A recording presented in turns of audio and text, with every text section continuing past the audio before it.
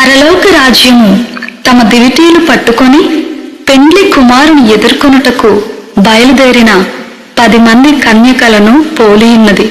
వీరిలో 5 బుద్ధిలేనివారు, 5 బుద్ధిగలవారు. బుద్ధిలేని వారు తమ దివిటీలు పట్టుకొని తమతో కూడా నూనె తీసుకొని పోలేదు. బుద్ధిగలవారు తమ దివిటీలతో కూడా సిద్ధెలలో నూనె తీసుకొని పోయిరి. పెండ్లి కుమారుడు ఆలస్యం చేయగా వారందరూ కునికి నిద్రించుచుండిరి. అర్ధరాత్రి వేళ ఇదిగో పెండ్లి కుమారుడు, అతనిని ఎదుర్కొన రండి అను కేక వినబడెను. అప్పుడు ఆ కన్యకలందరూ లేచి తమ దివిటీలను చక్కపరిచిరి.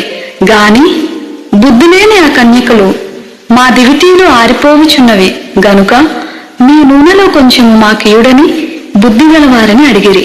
అందుకు బుద్ధిగల కన్యకలు, మాకును మీకును ఇది చాలదేమో, మీరు అమ్మవారి యొద్దకు పోయి కొనుక్కొనుడని చెప్పిరి.